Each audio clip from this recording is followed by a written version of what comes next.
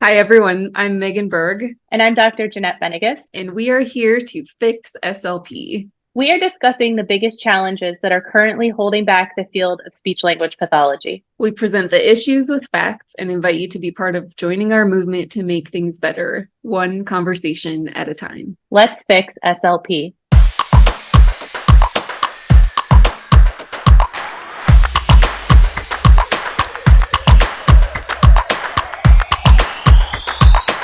Hey, Megan. Hi, Welcome Jeanette. back. Welcome back, everybody. Before we begin, I just have to say that something happened yesterday that a fearless fixer pointed out to us. I was in fact an SLP crying in my car yesterday, and I recorded it and put it on Instagram. So if you missed it, go find the reel. I was just so overwhelmed with gratitude. Didn't even realize I was an SLP crying in my car, but I was overwhelmed with gratitude for something that was announced yesterday by the Informed SLP. And this was not planned. This was a happy accident. We knew we were moving into CEUs, and the Informed SLP just does it so well that we asked Meredith Harold to join us today. And again, like we didn't plan this to coincide with what she's going to talk about here in a second. It just happened. So hi, Meredith. Thanks for joining us. Yeah, thanks for having So me. this is Dr. Meredith Harold. She is the founder of the Informed SLP, amongst many other really great things that she does for the field. But Meredith, why don't you tell us what the Informed SLP is and tell us what you guys announced yesterday on Yeah, social? of course. Yeah. So yesterday on social media, we announced that each year we do a fundraising sale where we give a discount to SLPs to join the Informed SLP membership. So it's 15% off all memberships right now. And for every person who uses that discount code, which is right now Fix SLP, we're giving $5 for each joiner back to Fix SLP. And then we also, for our current members, have up a donate button, sharing Fix SLP's just, pure donation location. And this was actually a team decision. So there's over 60 of us who work at the Informed SLP. And we all kind of got together and we're like, which organization or group of people or individual in our field right now is doing really solid work that's important for the future health of our field, but doesn't have a revenue source. And we together identified the Fix SLP, so you two, as doing really critical work for our field right now that we wanted to get behind. And so we basically selected Fix SLP for the annual fundraising sale. And so that's going to go for the next several days. And you know what? Because this podcast is going to be live for quite a while, if anyone listens to this like a month from now or 2 months from now and still wants to use the coupon code, we can continue honoring it. So we'll just keep that Fix SLP coupon code live. And so if you hear about it here, just email us and we can manually apply it to your account for 15% off an Informed SLP membership. Now I'm going to be an That's SLP. amazing. Don't cry again. I'm going to cry everywhere. Don't cry again. And then we'll just keep contacting Megan and Jeanette every like several months or so to update them with any like new, people who've used that coupon. But aside from the sale that we have going on right now, in order to try to help raise funds for Fix SLP, the reason that you all invited me on the podcast today actually was to talk about CEUs, not the sale. And the reason they invited me, like Jeanette said, is because the Informed SLP is an ASHA CEU provider, and we have been for several years.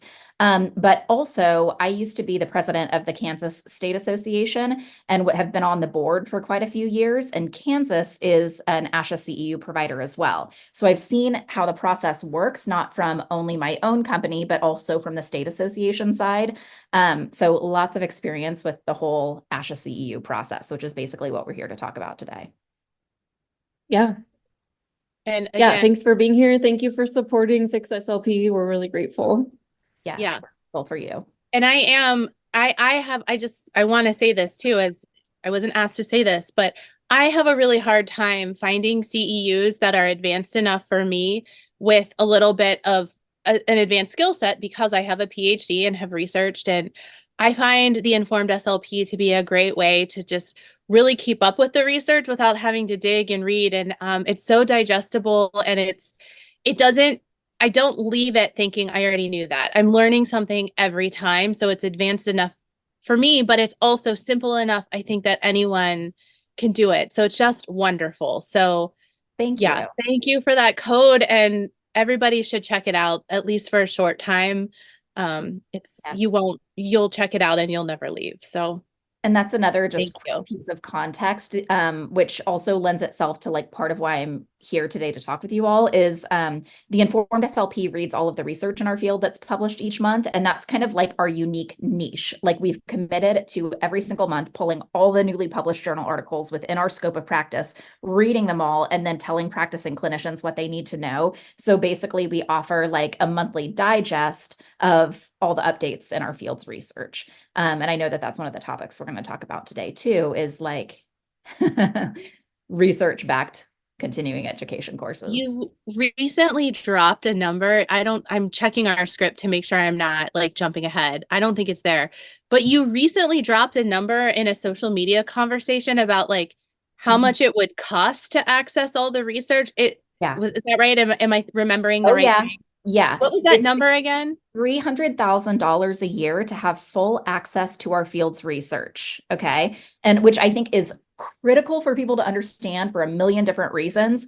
But accessing research is really, really freaking expensive if you aren't at a university. People who work at universities tend to forget this because they just get quote unquote free access without realizing that it's actually their university paying that bill to all the top publishers. So Elsevier, Taylor and Francis, Wiley, you know.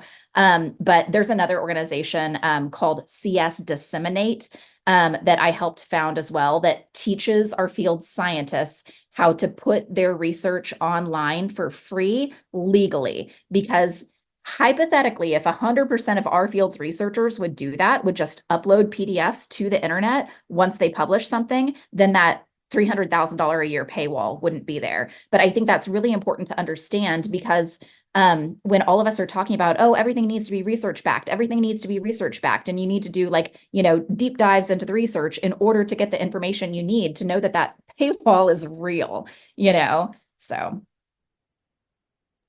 I need Yeah, to and completely unrealistic. And Yeah. my research what is we're gonna old, talk but about I more. often think I should do that and then I forget. So I'll add it to the list. So I think, can we start with the listener questions, because we've been posting on social media and asking people what questions they have. And I think that's just a good basic place to start, because as we talk through all of this, we're going to get deeper and deeper into the layers and just see kind of the complexity of this whole situation, which I think has a simple solution, but it does take SLPs understanding all of the different layers and how we fit into the puzzle. So we're probably going to answer these questions again as we get deeper into the conversation, but I think we'll just start with like a quick Q&A. So the first question that was asked was, can you talk about how ASHA CEUs are not required? Are they required for the CCC, but not for membership without the Cs? And I think the simple answer to this question is that ASHA CEUs are not required for anything. And in order to understand the answer to that question, we have to understand that there's ASHA CEUs, which you can only get by purchasing the CE registry through ASHA. And then there's ASHA-approved CEUs, and ASHA-approved CEUs are those courses that are offered by people who are ASHA CE providers.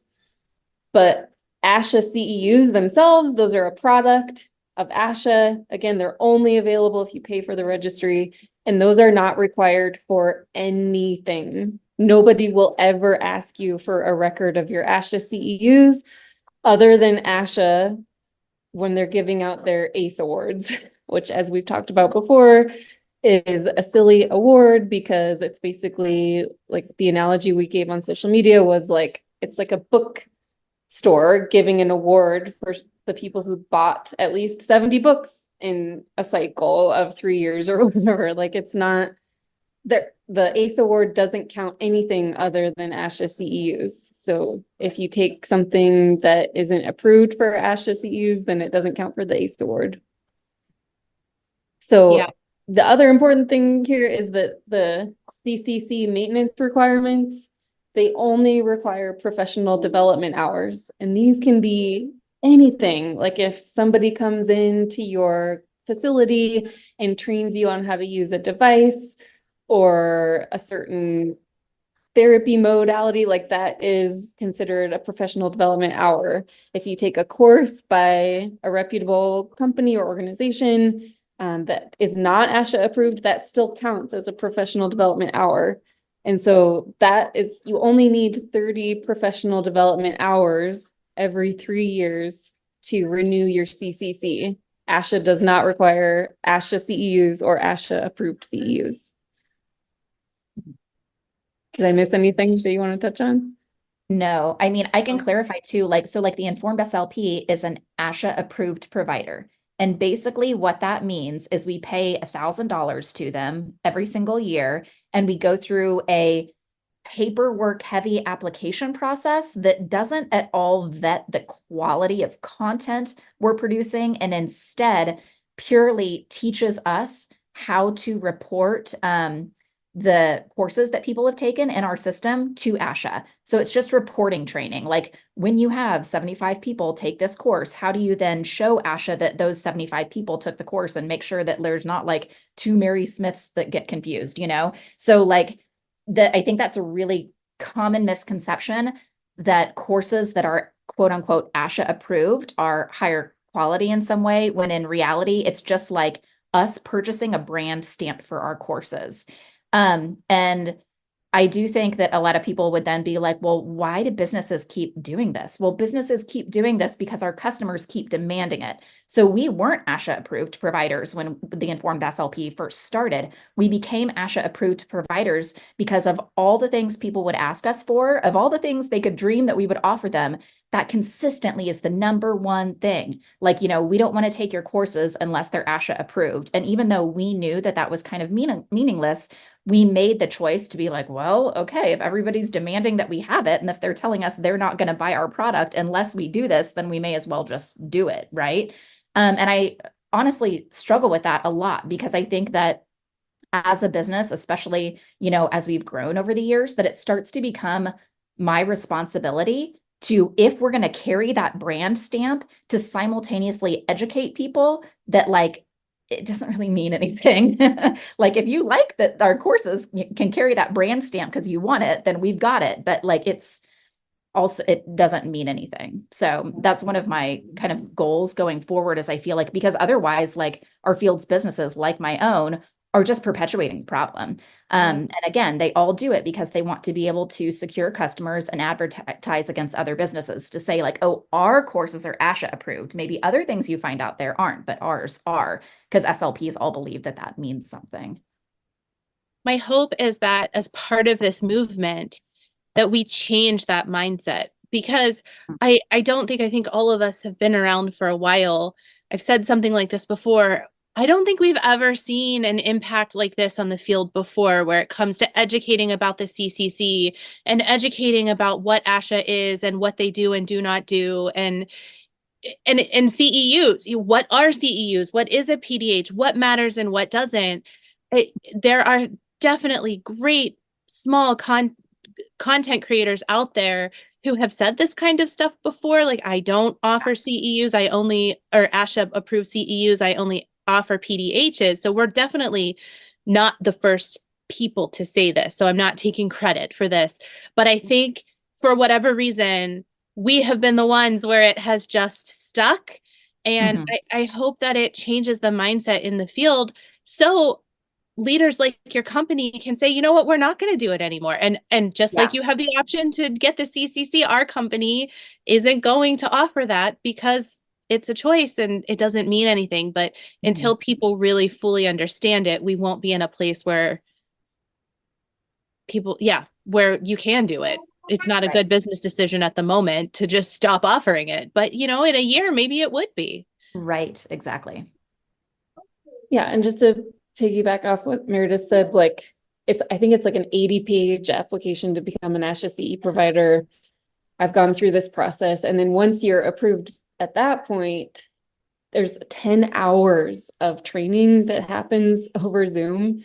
And personally, I found this to be like the most condescending waste of my time ever. Like if you can imagine sitting with someone over Zoom for 10 hours, like painstakingly being told how to use a spreadsheet and how to log into something, and how to report numbers and how to make sure the spreadsheet matches and how to upload a file on a website. Like that's Yep. all that the ASHA CEU approval process is. It's just a paperwork management thing. Like there's Yeah. literally a checkbox that you have to click when you are adding a course that says, I something like I pledge that this has like good content basically.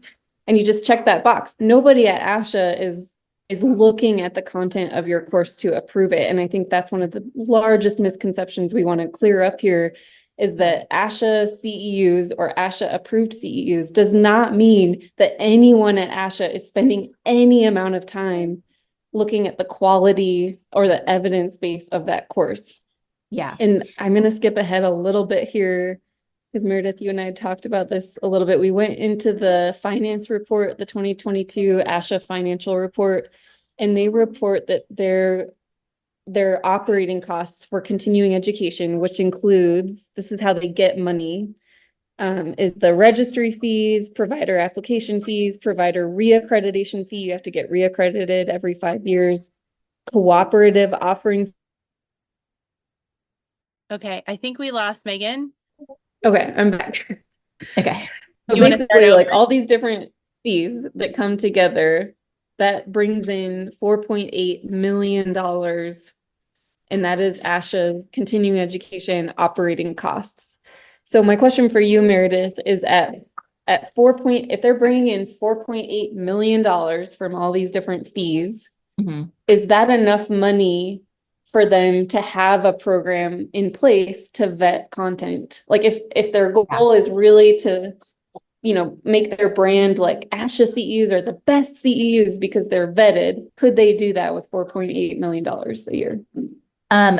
Maybe, but I think that we need to like talk through what it would take to achieve that so that we can see like the pros and cons. So like, first of all, I think that it would be really helpful for people to understand what ASHA is receiving from course providers, right? So like when the Informed SLP or when the Kansas State Association submits a new course to them and says, hey, we're ready for this to be ASHA approved, what we're submitting is an outline, okay? And I think that people don't think this through. So basically imagine like 1 or 2 sheets of paper with just like bullet points that are like, first, we're going to talk about this, then we're going to talk about this, then we're going to talk about this, right? And then at the end, like Megan said, you essentially just click a checkbox that says, yes, we've considered the research evidence thoroughly and considered evidence-based practice when we put together this course. Yep. But it's not even 2 pages. It's literally a time-ordered it's just like- agenda that's yeah, like just- 5 lines. Yeah. Like you can make it 2 pages if you're really freaking wordy, but basically it's just an outline. So all they really know is the topic and of what you're about to speak about, right? And so first of all, in the current system, ASHA isn't given enough content in the first place to be even able to vet the content of your course. But then, so that's thing number 1, that would have to completely change. And then thing number 2, just think through what it would take for all the live and recorded courses. Like if we wanted ASHA hypothetically to spend a whole bunch more time and labor and effort making sure the quality of courses is really good, what would that mean for live courses? Like how would they do that? What would that mean for recorded courses? Like, for example, MedBridge that does a lot of video courses, they would have to record the entire thing. Then once they've spent all the production money on recording the entire thing, then they'd have to send it to ASHA and ASHA would have to decide if they wanted any changes, right? This would be astronomically expensive for both the companies and ASHA. And I looked the other day on their website, there's over 140,000 ASHA approved courses currently offered. So if you just take that number and then think to yourself, okay, it would take an expert at least 2 hours to basically quality check every single course, even if we were to put that in place. So imagine that the experts are paid, $60 per hour, multiply that times 2, multiply that times 140, and that's the bare minimum. Like we do really intense quality control at the Informed SLP, and like 2 hours would be like just enough to catch some of the true junk, but not enough to actually truly vet courses. It would be astronomically expensive.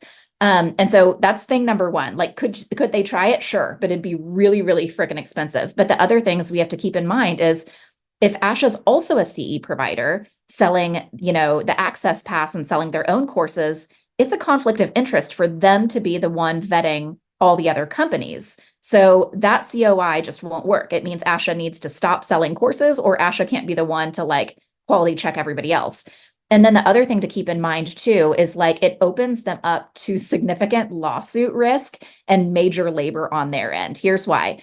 Like I gave the example of like MedBridge or whatever, but I'm not calling out MedBridge. MedBridge is a fantastic company, right? But imagine a company, we'll just do this. We'll say, imagine a company like MedBridge where they record, video courses, spend, $3,000 putting together the video course, send it to ASHA, and then ASHA says, no, you need to fix this. What if this company disagrees with ASHA and is like, actually, you're not looking at this right. You didn't look at these research articles. I disagree for this reason. Then it ends up becoming this back and forth thing where ASHA puts themselves in the position of having to deal with pushback from relatively large companies who absolutely will push back, will threaten to sue ASHA, like the whole shebang, And so imagining that each course would only take 2 hours of time to vet is in the cleanest case where the business doesn't come back and say, no, you're wrong because of this. And then they have all this back and forth.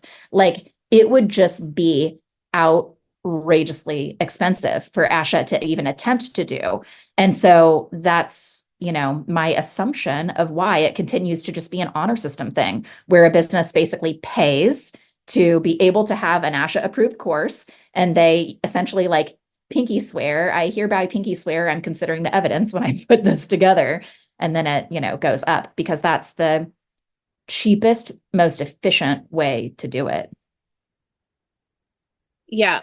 I want to give my own, just to like frame the mindset too of what people think about that type of labor.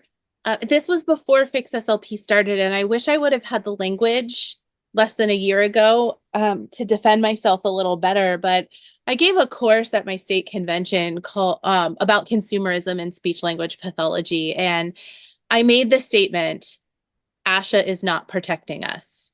That's all I said. I was talking about CEUs and this whole idea of them not being vetted and how we have to be good consumers about the product, with the products that we're buying. Yeah. And I said, we have to be good consumers because ASHA is not protecting us. And the room was aghast. Like there were audible gasps from the small handful of older SLPs who were in the room. It was meant more for students and newer clinicians. So that was my target audience, but there was definitely a small group of older clinicians in the room. And they when the talk was over, during the question and answer session, they very much challenged me about that statement. And some of them were personally offended because they have dedicated their life to approving courses for conventions like ASHA. And I in my head, I'm like, but are you really, like, what are you doing to approve a course? You're really just reading the description and all of the things that you said. You're not actually vetting these things. Yeah. And then I was further challenged. Well, another gentleman said, I don't even know why your university isn't an ASHA provider, which had nothing to do with what I was talking about. But the reason that we're not is for all of the reasons that you and Megan gave already, is the pure cost. To do that, to offer CEUs, we'd either have to charge more or raise tuition. And, we're not CEU providers. So to do these couple one-off things a couple times a year just it's not affordable. And yeah, I was very much challenged. I was not well received. I ended up in the dean's office. Oh, gosh. Which it turned out fine. But yeah, I mean, I wish I would have had this language. So, now I have the argument if I'm ever challenged again. But the mindset very much is that ASHA is protecting us and that people are vetting these courses. And the SLPs who do the approving think that they're vetting when really they're not. Yeah. I mean, they're doing things like keeping out, a talk on facilitated communication, because if they see that facilitated communication is the topic, they might be like, not evidence-based, like just block it. But yeah, it's just a few sentences of a description. Like the only thing they're keeping out is things that are like blatantly, obviously, for topic reasons, we could exclude it. Otherwise, frankly, a lot of the things that are kept out of places like the ASHA convention are clinicians who want to present about their like real world clinical experience, but because they don't know how to write that application in a way that sounds like an academic wrote it, they tend to end up just getting like pushed out. So, I mean, you can hardly see anything from those applications for, conventions and stuff. And the same thing goes with state associations. Like all of us are in that position. And like, what you mentioned, Jeanette, about people being like, I can't believe you're saying that ASHA doesn't protect us. Like, I think it's really important that we all start to get a lot more comfortable with criticism and recognizing that it's not just like black and white. It's not for and against. Like SLPs need to be able to like state things factually and say, factually, like our state associations, ASHA, like they're not in the position to protect us from like junk courses. And a lot of companies in this field are putting out junk courses. And that sort of feedback doesn't mean that, state associations are junk or ASHA is junk, or even that a lot of these CE providers that have like about, 5 to 10% of their content that it's like, oh my God, I cannot believe they have that in their database. But that doesn't mean that all the other things that they do are junk. Like we need to be able to get comfortable with criticism, not like meaning that we're trying to like blackball a group, like as a business owner, I expect to receive criticism regularly. And I see it as my role to take all criticism seriously and look at it carefully and then make internal or external adjustments as needed, because that's the only way that we can move toward quality, right? I wondered what they were all passing around in the red cup after they gasped. And I now have the language to say they were passing around the red Kool-Aid. Yeah, I mean, they've dedicated their life to an organization and have some, what are we calling it, Megan? Organizational identity syndrome, right? There's just a little bit of that, but that didn't mean I was criticizing them directly. Yeah. Ultimately, it's a free market. I mean, that's what I would argue for, is free market continuing education. Because at the end of the day, what we all really want and what this platform is about is critical thinking. And like, we're not SLPs just because we pay $199 a year. We are SLPs because we critically examine things and we question things and we come to our own conclusions, and we work every day to try to do better and learn more and expand our clinical practice in ways that are person-centered and actually ensure progress in a way that's meaningful for the people that we're working with. And so when we're thinking about continuing education, is it a good continuing education course because ASHA says it is, which, as we've said, they don't have a good process to even do that? Or is it a good continuing education course because multiple SLPs who have the capacity to think critically have said, I really learned a lot. I was able to examine the research that they included in the course and examine the perspectives and experience that all the presenters brought to the table. And I learned something, and it made a difference and an impact for myself as a practitioner and for my clients. And I think the only way that we can have a free market continuing education world is if, like, right now, all we really have is like social media and Reddit.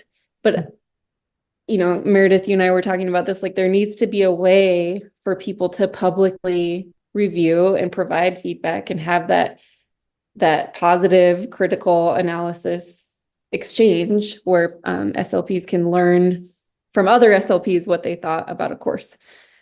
Unfortunately, what we have right now is a world where, business owners are sending cease and desist letters to people who speak poorly about their courses or their certification programs and trying to silence people.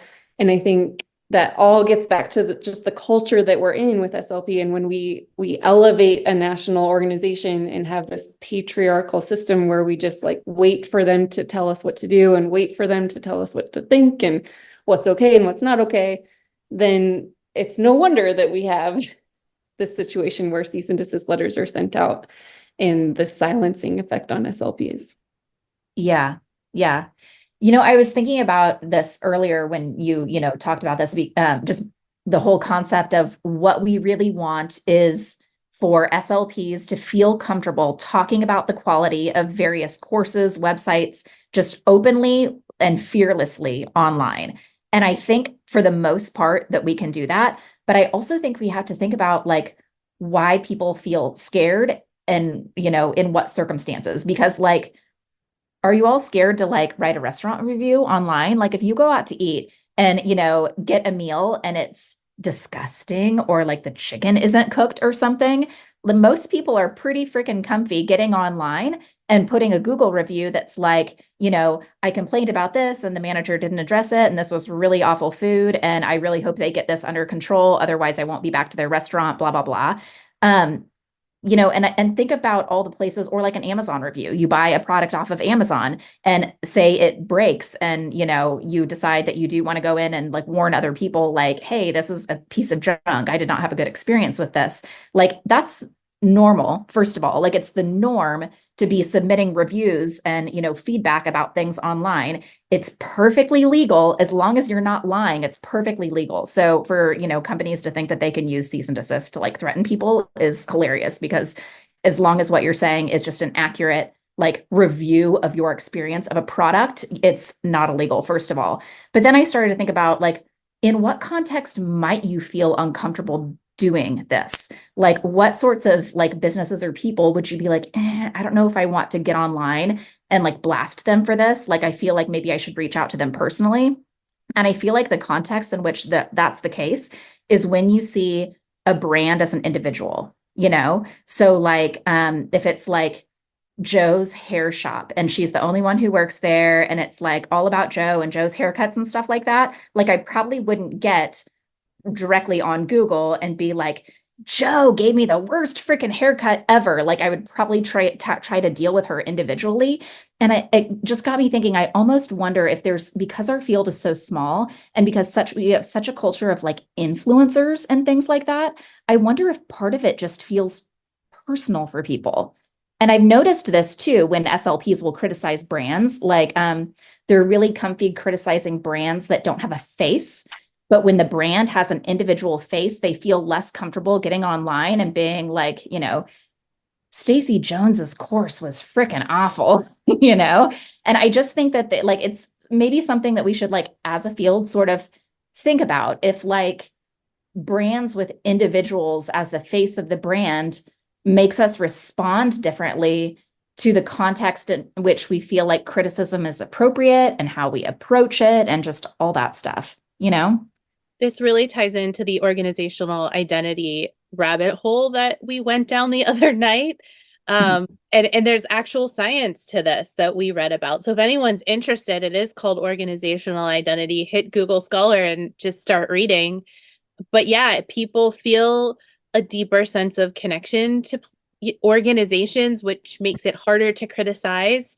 And then they feel like they'll be outcast if they speak against it. And there's just all of these reasons that people feel that way. It's very interesting.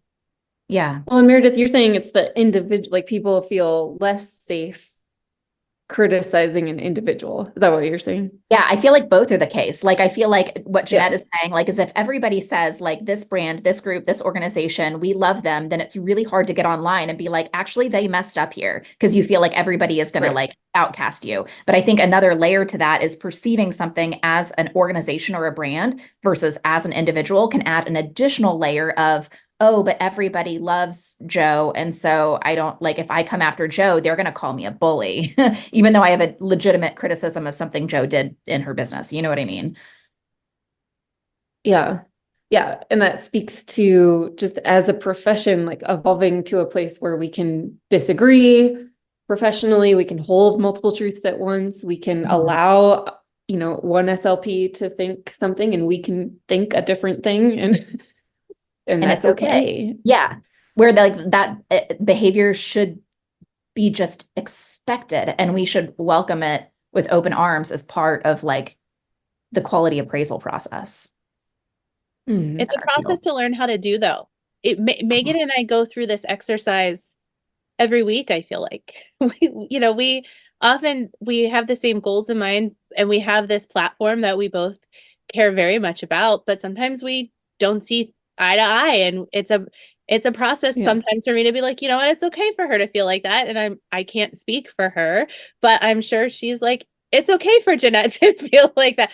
Jeanette doesn't want a credit card. It's okay. And I'm like, Megan wants a credit card. That's fine. But, and we just, and then we move on and we're great, but it's kind of an exercise to strengthen that muscle. And I think it starts at the grad school level. Like, I've always been fascinated. My dad's an architect, and I've always asked him all these questions about his training and how architects learn how to be architects. And so much of their training is literally sitting in a room with other students and critiquing each other and just like, picking apart thing after thing, like a little microscopic piece of a design versus, in the overall concept of something. And we don't do that as SLPs in grad school. We have the right answer that we're trying to get. And like, we have to give that right answer. And then if we don't, we fail. And there's just not a lot of comfort level right now in the training programs with learning how to critique and how to sit with different ideas and look at the evidence and realize that, like, yes, there are some black and white issues in SLP, but it's also an art, and it's how you approach the science and the art and the blend of it and the balance of it that I think, like, we still have yet to like get into that stride as a profession. And I think if we can get there, like, there will be no stopping us, because we won't be arguing about, what is an ASHA CEU, and like, if we have to pay for a certification, like, these are all just such silly issues that if we can get over them and be autonomous and think critically, we can address the real issues of our field. And there are many. Yeah, agreed. So we've answered one question in however many minutes. Marathon. This is a marathon episode. The next question is, what makes a CEU acceptable for CCC maintenance? And I'm just going to say there's a page on the ASHA website. We reference it on social media.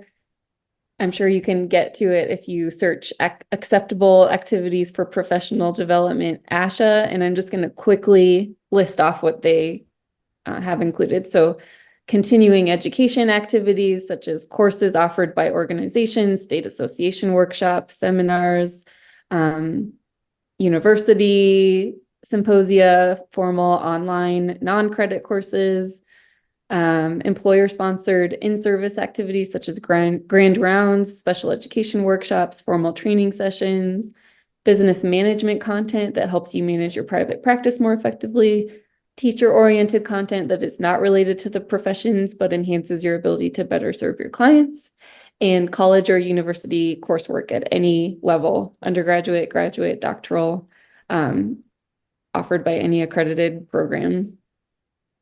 The activities that are not accepted, so basically anything but volunteer work, work experiences, business meetings, clinical work experience, and association membership. Those are the only things not allowed. So it's a very broad list. And I got another question over Instagram that was like, oh crap, like, I haven't paid for the CE registry. Does that mean that it negates all of the CEUs that I've completed? And the answer is no. Like, ASHA has no control over anything. Like, you can just keep track of the courses that you take and the time that you spend learning. Like, just document how you're learning and how you're growing. And that will count for professional development hours to maintain your certification if you choose to do that with ASHA. And then as far as state legislation, that's all over the map. And Jeanette wants to say something. Yeah, I want to jump in and say, if you're not sure, and I think this would apply for the CCC or the state, which Megan was starting to say is all over the place, just contact them. Someone asked us another question about, does it have to be pre-approved? And it looks like it doesn't have to be pre-approved, at least not with ASHA, but it may used to have been. Again, one of those maybe ASHA legends that we don't know. But a bunch of years ago, I wrote a book, And when I was coming back from Pennsylvania to Ohio, I had to show proof of 40 CEUs. Even though I had only been gone for 2 years, they were making me show 2 cycles worth of CEUs, which was insane and a discussion for another day. But I had written a book during that time. So I sent it to the state and I asked them if they would count it. And they said, well, we'll probably give you a few hours, but don't count on a lot. And I sent them the PDF. I got permission from my publisher to forward it to them. And they awarded me the entire 40 hours. So, and in the meantime, because they said, well, don't count on it, I started getting courses and taking them and like scrambling to get to my 40. So I had way over 40 that year for the state for the reinstatement. But if you're not sure, then just ask and wait and see before you start doing what I did and paying and taking other courses. See what they say. You can just, all you have to do is ask. Yeah. And yeah, like when we think about why do we have this requirement to begin with, it's not just so that like we can check a box. It's literally because, you know, we went to grad school in whatever year and things change. Like the knowledge base evolves and we have to keep up with that. And that's an ethical commitment that we have made. And so when you're looking at continuing education, don't just think of it of like, I took an hour-long course and got a certificate. Like, what are you doing to ensure that you are keeping up with the changes in the field and understanding the current evidence base? And if you can make a case for that, you can go to the board at any time and just strongly and confidently make the case that you are committed to lifelong learning and continuing education in a way that, you know, maybe is a little bit outside of the box, but that's okay. Like all of these regulatory bodies, they just want to make sure that any professional is doing due diligence to not, you know, do what we were doing in 1985 and like staying up with the times and providing ethical treatment. On that note too, if you are a content provider who is writing a course, you can also take the credit hours for that. So when I write and give a talk, say for MedBridge, my colleague just asked me that about when we were reviewing the course, we were watching the final product, getting ready to sign off on it. And she's like, do we get CEU hours for this? And I said, absolutely. Now we don't take 400 CEU hours. It feels like that's how much time we spent putting it together, but we can take the 5 or whatever it turned out to. What unfortunately you cannot do as a professor is take hours for the development of a course. And I think that's something that needs to change. But for the development of a CEU course, you can take those hours. Mm-hmm. Yeah.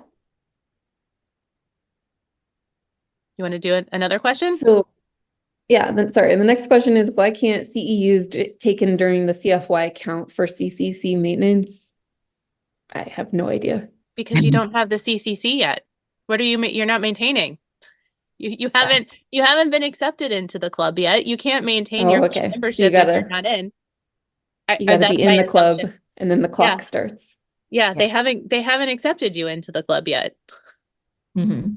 Here you go. But someone asked why. Oh, go ahead. That brings up, I've seen this a little bit too, is should we be able to roll over hours?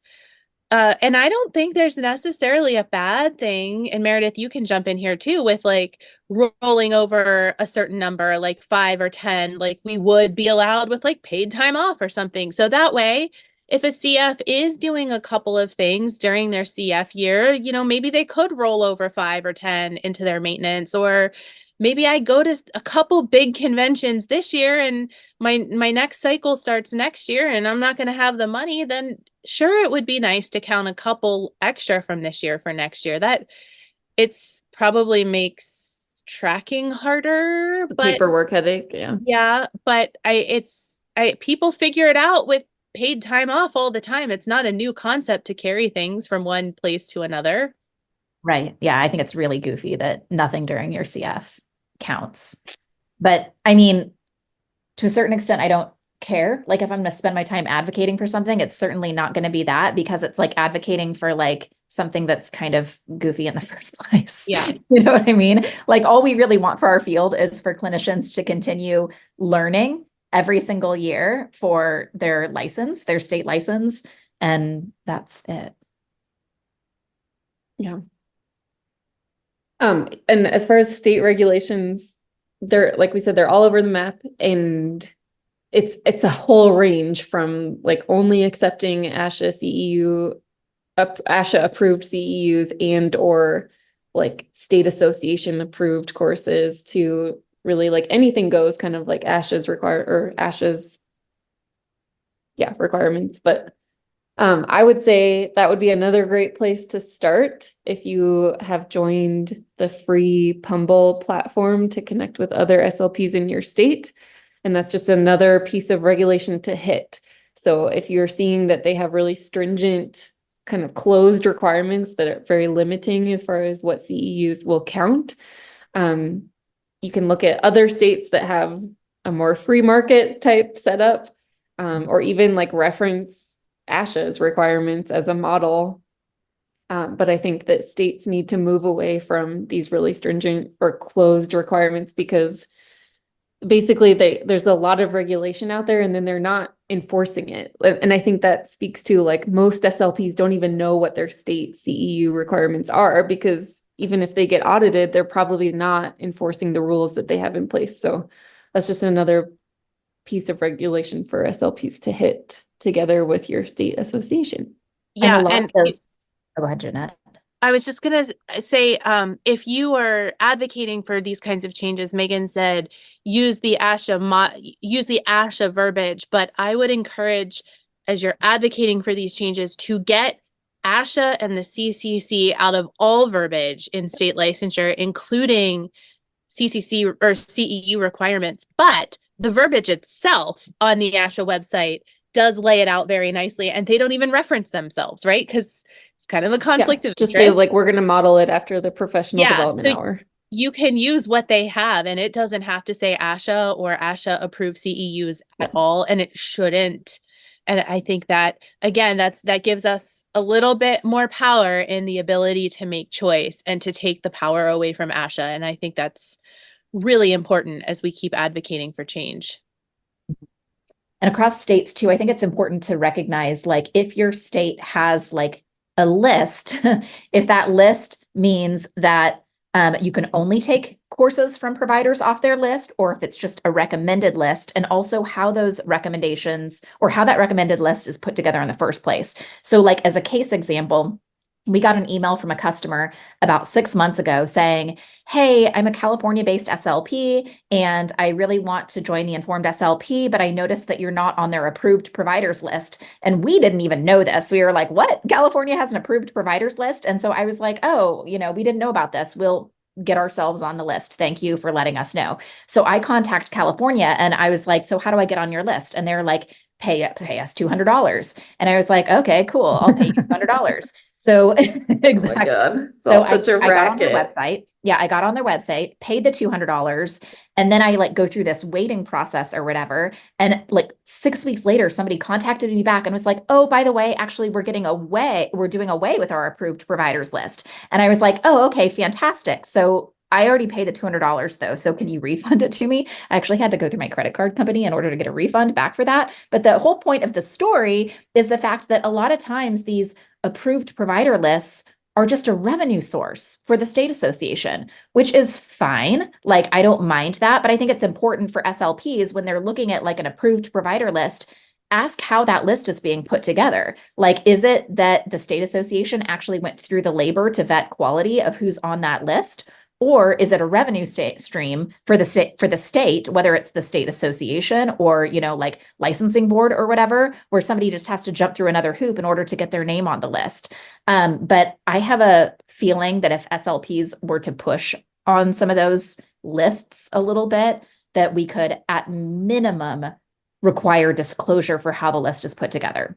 Like, this list does not represent a comprehensive summary of, quality, providers pay a fee in order to be on this list, and whether or not you are allowed to take things on or off the list. Because Megan, do you remember off the top of your head with your research, like how many states actually have a list where like you're required to only use what's on the list? Or are there it's like 5 or something, like 5 states, maybe less. Yeah. And I think it would be nice for SLPs in those states to find out, like, what on earth do those lists mean? And how are they put together? Yep. I mean, it really does just come down to money. And that's what I Yeah. want to keep reiterating to SLPs Yeah. is like, this is just a money-making scheme all around. And I'm not trying to sound like a conspiracy theorist, but like I've gotten courses approved for physical therapy courses, occupational therapy courses, speech therapy courses, and it's all just money. You're just paying money, checking boxes. Nobody's really checking to see the quality of anything all around. Like it's not like speech pathology is unique here. This is pretty much every profession has this issue, and like companies are smart enough to realize that they can make money by like making it seem like courses have more value by putting their logo stamp on it or approval stamp on it, but it is just about money. And interestingly, the American Physical Therapy Association, they stopped being a CE provider approver. And they were very clear about that when they did it. They said it was a conflict of interest for them to provide continuing education courses and approve their own courses and approve other people's courses. So they just stopped doing it. And they get all of their courses approved through different boards. And yeah, the PT world is a whole other ball of wax because basically all these boards approve them in different states and they all have, it's a nightmare over there too. So On our list, or on our map, I'm looking at our map, we have 7 states in purple, which is must be approved by the state or the national association. So that is either they went through the ASHA process to be an ASHA approved provider, or they went through the state process to be a state approved provider, correct? There's no list involvement there. right. So if the state association or the state board will either have a process where you can become an approved provider, or they will approve courses on a one-off basis. Yeah. But So either way, it's just a revenue source for Yeah. the board or the association. There's also 3 states in dark green where the board runs its own provider approval program. So that's another 3. Yeah. Um, That's like Florida, Illinois, and Florida, Illinois, and South Carolina, and then West Virginia. So that's smart. That's where those are the board. So that's how they're getting revenue for the board. Yeah. West Virginia is one, but they also allow ASHA or AAA for audiology. But the board has a list of approved providers. That is California, North Dakota, Wisconsin, Kentucky, Louisiana, Mississippi, DC, and Missouri. 8 pinks. Yeah. What a headache. What a, just it's like a paperwork mess. Yeah. Okay, so one question I was a little confused. It says, is ASHA the one requiring providers to be ASHA approved to provide the 30 hours needed to keep the CCC? So I'm just going to go back to what Meredith said at the beginning. Like the only reason that companies become ASHA CE, like approved CE providers, is because SLPs are asking for it. And I assume the only reason the SLPs are asking for that is because they're assuming that ASHA CEs are required for anything and they're not required for anything. So it's just like this silly cycle where we are all buying into this illusion that the ASHA CE provider stamp means anything to anybody. Yeah. It's just so nobody's. Yeah. Yeah. Like if you can convince people that having this one brand attached to the product that you're buying, or that it being approved by that brand is means something. And if you can get that, feeling to spread far enough, it's really difficult to undo that myth and undo that feeling. Yep. I'm sure there's really good examples. I wish I would have thought of one before we came here, where there's like, people will only buy a certain brand because they think it's higher quality, but in reality, that brand has just done an excellent job of marketing, and it just, Stanley cups. I'm holding up my Stanley. That's what I was thinking of. Yeah. But we need, or like anything on Instagram that's advertised.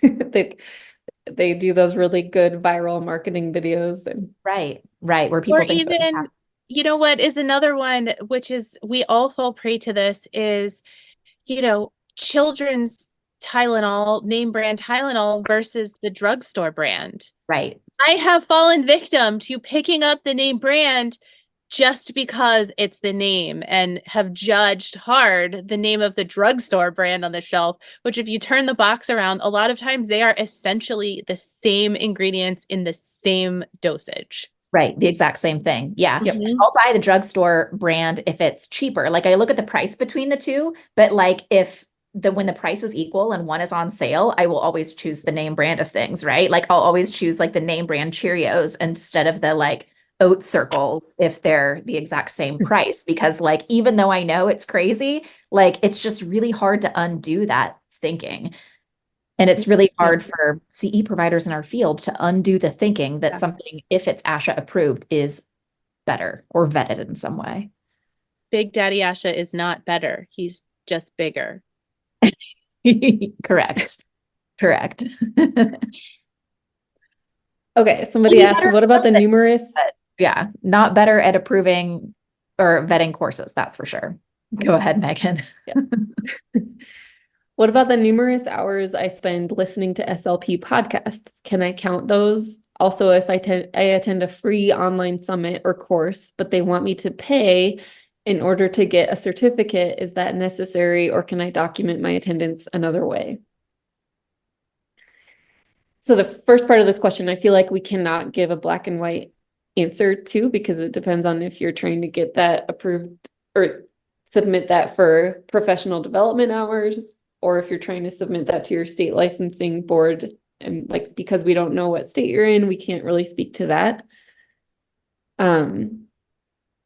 And I'm gonna throw something out there, and I want to hear what you two have to say, but like, I think it ultimately comes down to just acting with integrity. Like, I would say that the Fix SLP podcast is probably not advancing your knowledge base for clinical practice. It's giving you, tools and ideas about professional identity, but I wouldn't say that I would count Fix SLP podcast hours as advancing as CEUs. But there are other podcasts that really do dive deep into clinical practice, and I would definitely count those. And the way that I would personally do that is just document that, like, the different titles of the episodes I listen to, maybe jot down like a bullet list of things that you learned, just kind of keep notes that way. And that's what I would try to submit to ASHA. But I'm not here to give anybody advice whether that would work or not. But I think if it comes down to, like, if we're doing anything to advance our knowledge, then we have to think critically about what we're listening to, what we're watching. Is it evidence-based? Is it meaningful? Is it having an impact? And then, yes, I would count that. But I want to hear what you two have to say. I was going to say the same thing, that certainly Fix SLP does not count, but we could come up with a listener award for how many hours listened. If you achieve every 70 hours, we're going to charge you $35 and send you a certificate. We could do that. But I think what you just said, Megan, you have to be careful, because podcasts aren't vetted either. Megan and I do a little prep, but we kind of just jump into it. And so people can be recording podcasts where they're just talking, but there are also times where researchers are coming on to talk about a specific article that they've published, or some methodology that they use or engage in. I think those are really important, and those bring value to your knowledge base. But if it's just someone talking, and you have to, is there evidence? Are they citing articles? Are they talking about the research and the literature? One that comes to mind is Alicia Vose and Tim Stockdale just recorded one where she was talking about evidence and some of her own research and literature about SLP decision-making when it comes to diagnostics for dysphagia. I learned some things there from her talking about her research. So that was valuable to me. So I think you have to make sure that it is an actual expert talking about something valuable, not just Jeanette coming on and giving her opinions. And there are one or two podcasts out there that do allow you to register for CEUs. They have quizzes that go along with them that you can submit, and you do have to pay for those. They're not free, but those do exist. Yeah, like SLP Nerdcast is an example, and like Speech Therapy PD is an example. They have, I think a really important way to like think about this whole, like, do I need to pay for like a certificate of completion from a company in order for something to count is like, think of those things as like receipts. Okay. And unfortunately, if you have to prove that you did a thing to your state board, or state licensing board, like legally, they're the ones in control, right? And legally, they can come back and say, oh, we're not going to let this count, or oh, we will let this count. So when you pay $20 to get like a certificate of completion from a company, basically what you're getting is a receipt that essentially bolsters your case to the state association, because it's not just you saying, hey, I did this thing, but it's them also saying, yes, we also sign on the dotted line that this person did in fact take this, and it's got like a date on it, and it's got the title, and it's got, signatures from people and stuff. So it's complicated, because on the one hand, I would love to be able to say to SLPs, you don't need certificates of completion for anything. You can just write down on a spreadsheet when you did a thing, submit it to your state board, and you'll be good to go. Because I don't know that you always will be good to go. Like, it's usually better to show up with something that looks a little bit more like a receipt. But that being said, I also think that it can turn into a racket if companies are like, actually, we're going to start charging $45 for each certificate of completion, because then you get yourself in a situation where SLPs believe that they have to pay for this receipt in order to be like maximally safe, in order to ensure that they pass audit for their license, right? And it just becomes like another like money racket situation. So I in a way, I don't know what to say, because I think in some ways it's irresponsible to tell SLPs, oh, you'll be good to go. Just write things down. You never need a receipt, because I know that that's not actually true. Like the receipt system does kind of help. Just like if you're audited for taxes. If you're audited for taxes, they expect to see some sort of documentation that you really paid this money for this thing and this money for this thing. If I showed up to like a tax audit and was like, I wrote down on like a piece of notebook paper, oh, I paid cash for all these things, like the 70 grand that I spent this year, it was just all cash. There was no receipts, like it would never fly, which is why it doesn't fly like with state association boards. It kind of ties into the next question. Can I just say one more thing? I think if you want to count something like a podcast, you just need to email your state licensing board and ask and get it in writing. Like, how do you want me to document this? And then but I agree that you shouldn't just do it. You'll be fine. Risk it. And then see what happens. Just it'll take 5 seconds to write the email and just ask what they need to see. Yeah. Sorry, the next part of this question says, if I attend a free online summit or a free course, but they want me to pay in order to get a certificate, is that necessary, or can I document my attendance in another way? And so everything that Meredith said, you really should have the receipt. And I just want to point out that even though that course was free to you, it was not free for everyone. The organizers of those courses who give those things for free spend a lot of time, hopefully, planning quality content. They're paying for Zoom fees if you're doing it on Zoom or whatever platform they're hosting it on. That's not free. When we did one through the university, we did have to subscribe to Zoom so I could get enough people in the room for registration. So free isn't free. We had to pay for that.